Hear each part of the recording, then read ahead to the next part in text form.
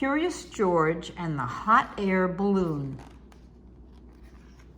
This is George. George was a good little monkey and always very curious.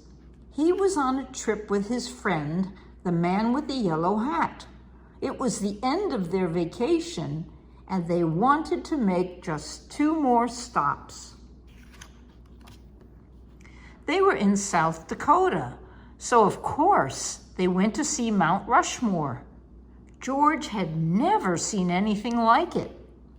"These are the faces of 4 great presidents," a tour guide said. "George Washington, Thomas Jefferson, Theodore Roosevelt, and Abraham Lincoln." "Look," said a girl, "there's something crawling on George Washington's head." The tour guide explained that some workers were making repairs to the faces. George watched the workers. Then he saw a helicopter fly by. It was taking tourists for a close-up look. George thought that would be fun. "Maybe we can take a ride later," the man said, "but now we need to leave or we'll be late for the hot air balloon race." So they got back into their little blue car, and before long, they came to a whole field full of hot air balloons. George was delighted to see such big balloons. He liked their spots and stripes and stars, but his favorite had a picture of a bunny on it. One balloon was not yet up in the air. Its owner was hurrying to fill it as a newspaper reporter took pictures.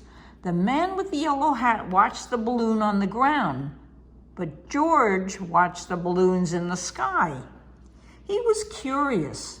Why didn't they fly away? Then he saw the ropes. A rope is a good thing to keep a balloon from flying away, thought George. A rope is a good thing to climb. Sometimes when a monkey sees something to climb, he can't help himself. He has to climb it. George thought he would climb just 1 rope, then quickly climb down. But when George climbed up, there was no way to climb back down. The rope had come undone, and there was only one place to go. Up, up, up went the balloon, and George went with it. George flew higher and higher, and the people below grew smaller and smaller. The man with the yellow hat was tiny. The newspaper reporter was too.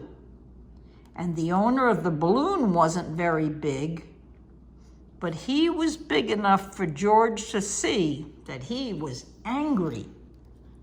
George felt bad. He didn't mean to take the balloon. He didn't even know how to fly it.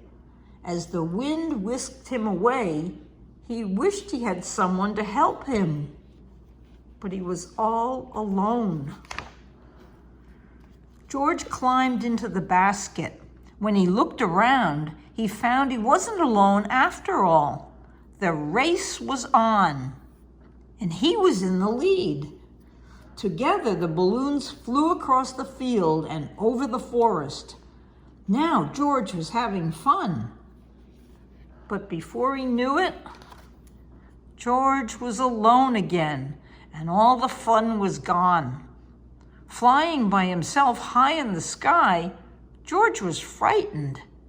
How would he ever get down, he wondered.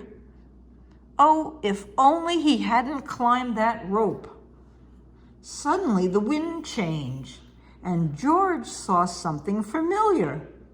He was excited. Someone was sure to help him now. In fact, there was someone right in front of him.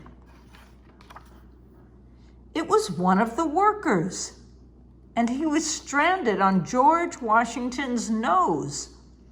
George was so happy to see the worker, he didn't notice how happy the worker was to see him. Slowly, the balloon floated closer. Would it come close enough? It did. The worker grabbed onto the rope and climbed up. Soon, he was in the basket with George. Hooray! George was rescued. Hooray! The worker was rescued too. They sailed up over George Washington's head and landed safely in a tree. Soon, a whole crowd came to rescue them both. The man with the yellow hat was happy to see George. The reporter was glad to have such an exciting story to report. And the owner of the balloon wasn't angry anymore. Everyone had seen the rescue. George was a hero. After the workers thanked him, George got a special treat. He got to ride in the helicopter. The helicopter flew George and the man with the yellow hat once more past the presidents, then back to the little blue car. As they drove away, the man said, "That was some vacation, George." George agreed. It was an exciting vacation, but they were both very glad to go home. The end. Good night, Sophie. Good night, Sammy.